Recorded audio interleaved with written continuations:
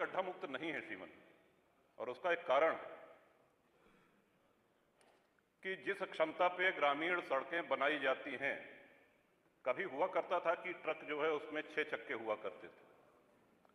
ग्रामीण सड़कों की भार वहन क्षमता 9 टन से अधिक नहीं होती। आज 52, 50, 52 टन के ट्रक 20 चक्के 22 चक्के उस पर चल रहे हैं और भार वहन क्षमता उसकी 9 टन पर स्क्वायर इंच PSI है।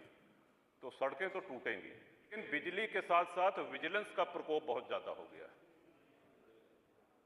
इस तरह के छापे पड़ रहे हैं लोगों के यहां, कई माननीय सदस्यों ने इसको सदन में कहा भी है। फोन आता है, उनको बुलाया जाता है और उनसे बाहर, बिजली दफ्तर के बाहर उनसे रकम तय की जाती है,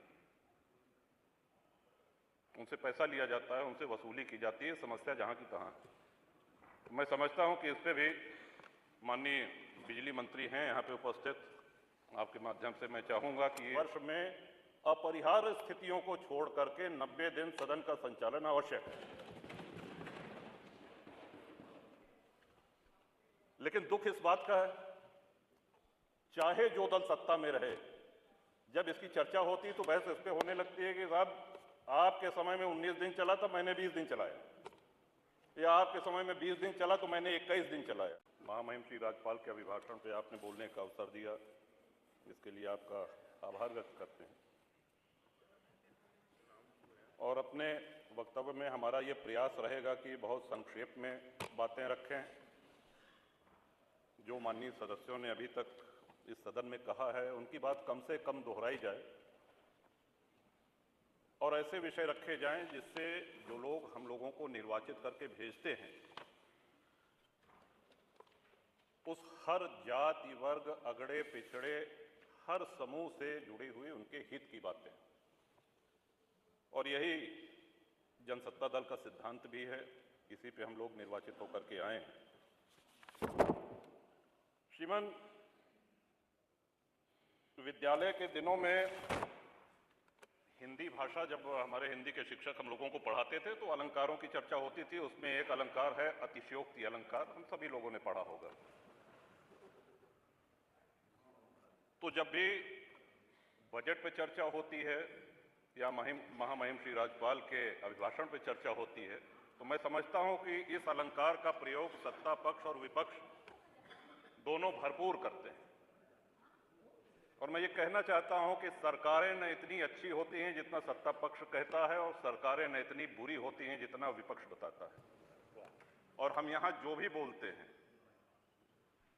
वो हमारे भाग्य विधाता जनता जनार्दन वो बाहर सुनती है, उसका आकलन करती है। हम यहां कितनी भी लच्छेदार भाषा में पक्ष या विपक्ष में कुछ भी कह लें, जाना हमको वही है, वही है, उन्हीं के पास जाना है और फैसला भी उन्हीं का मानना पड़ेगा। श्रीमान, सड़क, बिजली, पानी ये ऐसी चीजें हैं जो हम सभी के जीवन से जुड़ी हुई हैं। भारत गांवों का देश है, भारत की आत्मा गांवों में बसती है। हम सभी लोग इस उक्ति को, इस सिद्धांत को मानते हुए आए हैं। एक्सप्रेसवेज बन रहे हैं, एक्सप्रेसवेज बनने के नए नए कीर्तिमान स्थापित किए जा रहे हैं। अच्छी बातें होने चाहिए, हर विकासशील देश में देखने में भी अच्छी लगती हैं, यात्रा का समय भी कम होता है। लेकिन कहीं ऐसा तो नहीं है कि एक्सप्रेसवे के चक्कर में हम गांव की सड़कों को भूल गए हैं। आज ग्रामीण सड़कों का जो हाल, जो गड्ढे हैं, क्या ऐसा तो नहीं कि उस ओर हमारा ध्यान नहीं जा रहा है? सड़कें गड्ढा मुक्त नहीं है श्रीमन। और उसका एक कारण है कि जिस क्षमता पे ग्रामीण सड़कें बनाई जाती हैं, कभी हुआ करता था कि ट्रक जो है उसमें 6 चक्के हुआ करते थे। ग्रामीण सड़कों की भार वहन क्षमता 9 टन से अधिक नहीं होती। आज 52, 50, 52 टन के ट्रक 20 चक्के 22 चक्के उस पर चल रहे हैं और भार वहन क्षमता उसकी 9 टन पर स्क्वायर इंच PSI है। तो सड़कें तो टूटेंगी, आप कब तक गड्ढे भरवाते रहेंगे? ये हम सभी के क्षेत्रों से जुड़ी हुई समस्या है श्रीमन। तो या तो ऐसे 10-20 चक्के वाले जो ट्रक है, जो 15-20 चक्के वाले ट्रक हैं, इनको वर्जित कर दिया जाए, एक अधिकतम उसकी भार वहन सीमा निर्धारित कर दी जाए कि इससे अधिक भारी ट्रक ग्रामीण सड़कों पर नहीं चलेंगे, और या तो फिर ग्रामीण सड़कें उस मानक के अनुसार बनाई जाएं कि ट्रक गुजर जाने के बाद अगर साइकिल और मोटरसाइकिल से या सामान्य यात्री उस सड़क पर चल रहा है तो उसको भी गड्ढा मुक्त सड़क का अनुभव हो, आनंद मिले। ये बहुत ही गंभीर विषय है श्रीमन, और महामहिम श्री राज्यपाल के अभिभाषण में बजट में इसका समावेश होता तो बड़ा अच्छा रहता। दूसरा आ जाते हैं बिजली पे। गांव में 18 घंटे बिजली आ रही, जिला मुख्यालय पे भी आ रही, तहसील मुख्यालय पे भी आ रही। जितना आप लोगों ने बताया हो सकता है एक आधा घंटा उससे कम ज्यादा हो, लेकिन आ रही। लेकिन बिजली के साथ साथ विजिलेंस का प्रकोप बहुत ज्यादा हो गया है। इस तरह के छापे पड़ रहे हैं लोगों के यहाँ, कई माननीय सदस्यों ने इसको सदन में कहा भी है। फोन आता है, उनको बुलाया जाता है और उनसे बाहर, बिजली दफ्तर के बाहर उनसे रकम तय की जाती है, उनसे पैसा लिया जाता है, उनसे वसूली की जाती है। समस्या जहां की तहां। तो मैं समझता हूं कि इस पे भी माननीय बिजली मंत्री हैं यहाँ पे उपस्थित, आपके माध्यम से मैं चाहूंगा कि ये ऐसी समस्याएं हैं कि आप इनको चाहे सत्ता पक्ष और चाहे प्रतिपक्ष किसी भी माननीय सदस्य से पूछेंगे तो हम सभी के क्षेत्रों में ये समस्याएं हैं। सड़क, बिजली के साथ साथ पानी। श्रीमन, हर गांव में पानी की टंकी निर्माणाधीन है, जहां नहीं है वहां ये हो कि साहब जमीन चिन्हित की जा रही है, कुछ बन के तैयार हो गई हैं, कुछ बन रही हैं। बड़ा प्रचारित भी किया गया कि साहब अब हैंडपंप नहीं है, अब नल की टोंटी से आप सब लोगों को पानी पीने को मिलेगा। हम भी जानते हैं और यहां बैठे हुए सभी माननीय सदस्य भी इस बात से सहमत होंगे कि नल की टोंटी से गांव-गांव, घर-घर पानी नहीं पहुंचाया जा सकता, और अगर पहुंचाया भी जा सकता है तो कम से कम उसमें 10 वर्ष लग जाएंगे। अब हैंडपंपों की जो स्थिति है, इस बार हम सभी जानते हैं कि बारिश कम हुई है, सर्दी भी कम पड़ी है। आने वाला मौसम विभाग का पूर्वानुमान है कि भयंकर गर्मी पड़ेगी, पानी का स्टेटा नीचे जा रहा है और छोटे हैंडपंप पानी छोड़ना शुरू कर देंगे। विशेषकर जो सूखे क्षेत्र हैं उनको तो विशेष प्रकोप इसका झेलना पड़ता है। जो हैंडपंप हम लोगों को मिलते थे वो हैंडपंप मिलना बंद हो गए हैं, ये कह करके कि अब पानी की टंकी से ही आप लोग जलपान करिए, पानी पीजिए। जो इंडिया मार्क 2 हैंडपंप खराब हो गए हैं, ध्वस्त हो गए हैं, उनको रिबोर करने के लिए जो प्लान थे, कोई भी इंडिया मार्क का हैंडपंप रिबोर नहीं हो रहा है, और सभी माननीय सदस्य से सहमत होंगे साहब। तो आपके माध्यम से सरकार से मेरा अनुरोध है कि जब तक घर घर टोंटी का नल, पानी की टोंटी नहीं लग जाती है, तब तक ये सुनिश्चित कराएं कि India mark hand pump, India 2 mark का हैंडपंप जो हम लोगों को मिलता था वो यथावत मिलता रहे। पानी की किल्लत और पानी की हाहाकार जो मचने वाली है आने वाले दिनों में, उसके पहले आपका ध्यान आकर्षण, इस माननीय सदन का ध्यान आकर्षण इधर कराना चाहता हूं। और ये बहुत ही जटिल समस्या आने वाले अप्रैल से शुरू होकर के मई, जून, जुलाई आदि महीने में होगी। इसके साथ ही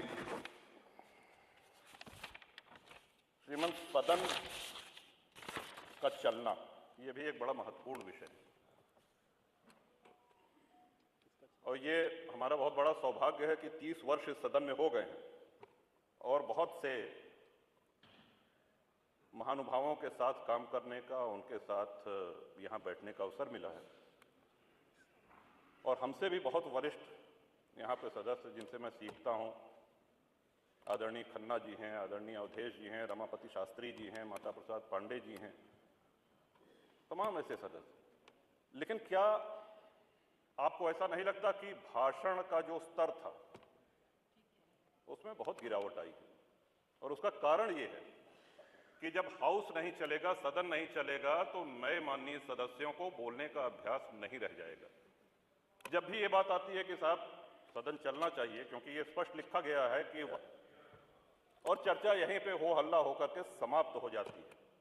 ये रिकॉर्ड तो बताया जाता है कि सबसे कम किसने चलाया, दूसरे नंबर पे कौन था, ऐसा भी हुआ कि इतने दिन सदन चला, इतने दिन।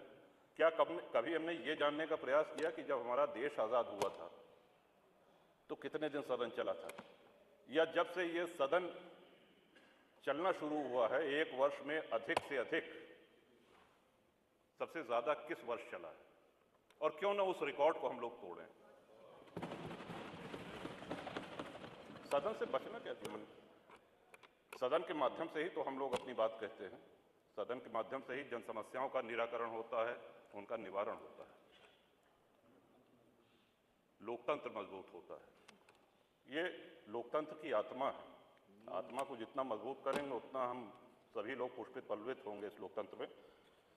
इसके साथ ही मैं ये भी कहना चाहूंगा श्रीमान कि आए दिन माननीय विधायकों के ऊपर मुकदमे कायम हो रहे हैं और अक्सर धरना प्रदर्शन, यहां पे जो लोग भी बैठे हैं, किसी के दल और किसी के व्यक्तिगत उनके सार्वजनिक जीवन में कभी ऐसा अवसर ना आया होगा कि उन्होंने धरना प्रदर्शन न किया हो,